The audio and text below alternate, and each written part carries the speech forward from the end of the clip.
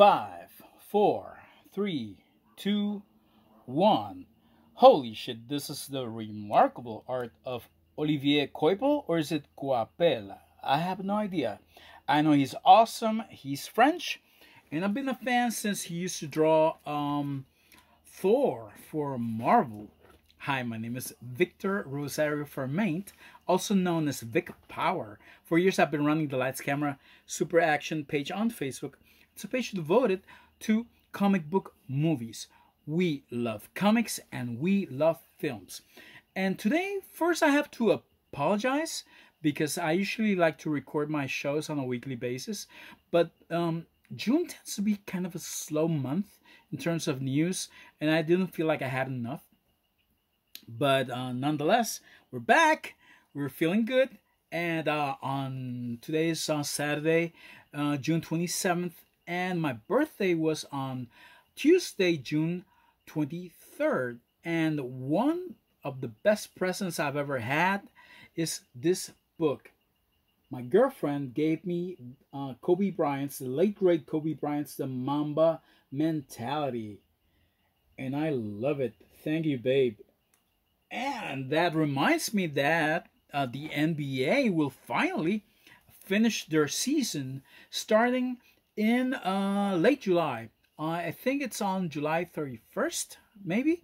Also, Major League Baseball is going to give us a short season. Beggars can be choosers. It's 60 game season. Also, today is UFC Saturday. What's not to like? Listen well, Kevin Feige. Buddy, today we're going to help you build the perfect Fantastic Four movie. But first, holy surprise, Batman! This week, Deadline announced that Michael Keaton is in early talks to return to the role of the Dark Knight. If it happens, it will be in the Flash movie. Two things come to mind: Flashpoint and Batman Beyond.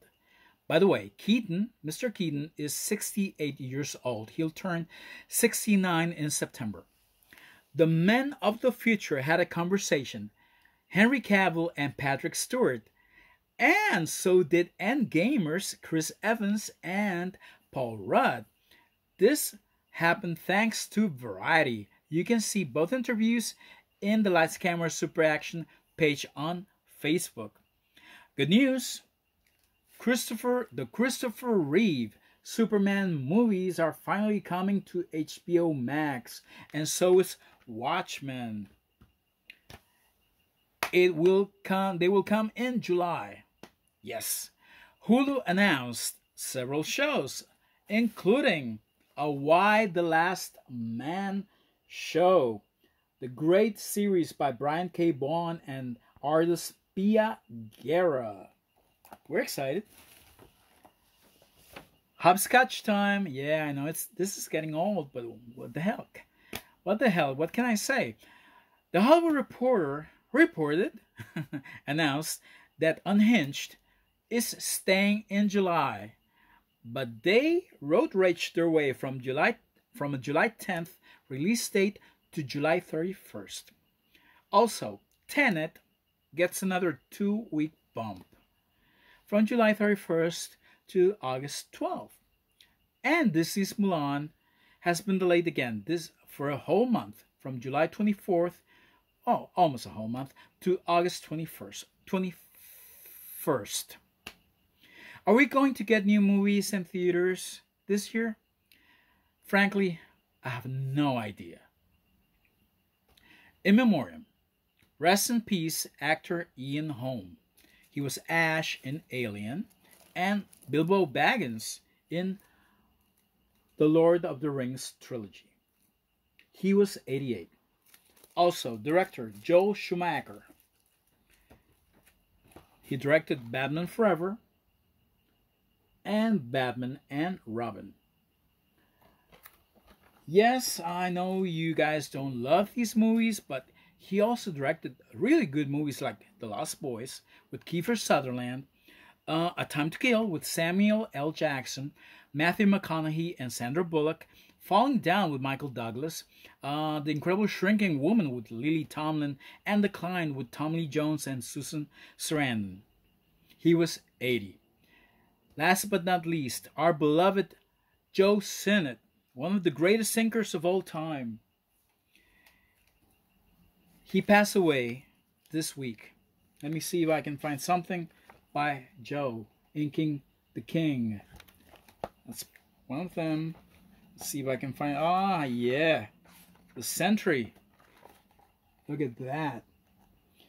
He gave an extra oomph, an extra shine to Jack Kirby's pencils on the Fantastic Four. The king of comics never looked better. Let me see if I can find something else. Oh my god, yes. This is awesome. Let's see if you can see it. It's Mr. Fantastic and Blastar. That's amazing. As I said, he was 93. Godspeed, gentlemen. And thank you for making the world a better place. And this is a good segue to give Mr. Feige our formula to build the perfect Fantastic Four movie. Where do we start? It all starts with Stan Lee and Jack Kirby. They are the source. Fantastic Four was the first Marvel comic in 1961. The first, well, the company started in 1939. Under Timely, their name was Timely. They changed it to Atlas, and then they changed it back to, Marvel. And Fantastic Four was the bedrock of the Marvel Comics universe. It was 102 issues long with Stan and Jack. Spaceship or teleporter, does it really matter? All the Fantastic Four needs is a source for them to get their power, so it doesn't really matter. Embrace diversity. It rules the day. Josh Trank had the right idea, but he chose the wrong character. This time, I think Ben Grimm is a better choice to not be white. Why? Because Ben Grimm usually looks like a monster. All he has to be is blue-eyed, Jewish, and a pilot. Did you know that there are black Jews in America?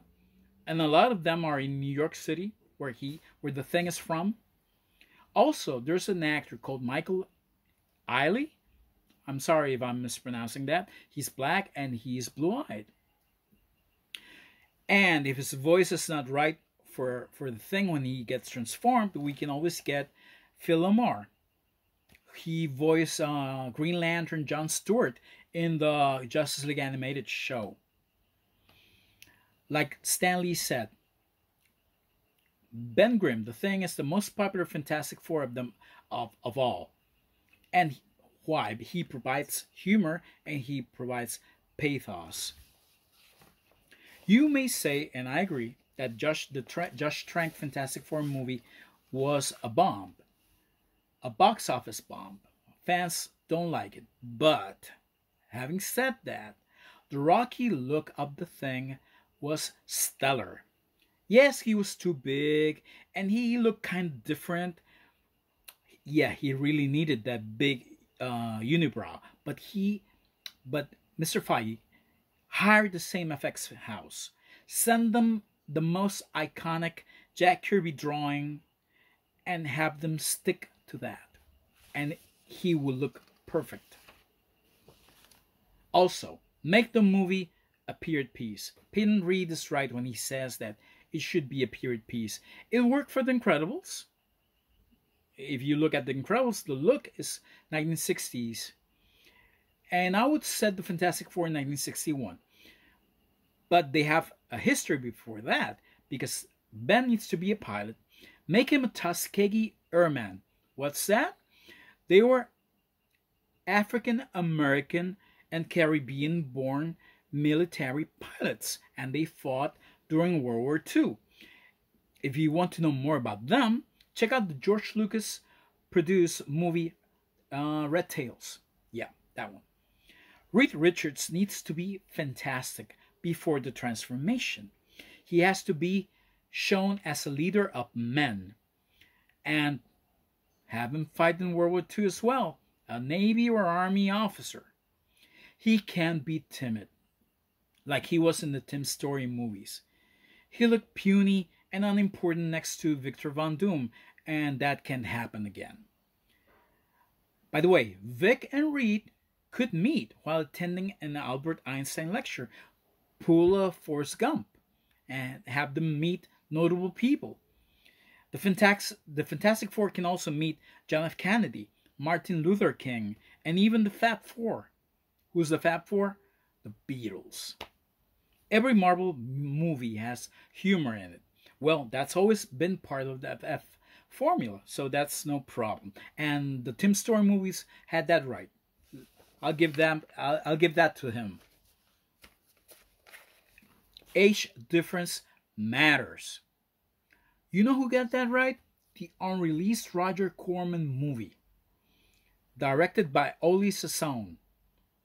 Reed and Ben are pals, so it's okay for them to be about the same age. Sue Storm, on the other hand, should be 10 to 12 years younger than Reed. If you cast, say, John Krasinski, who is 40, Sue should be played by Lily James or Daisy Ridley, for instance, who are like around 10 years younger.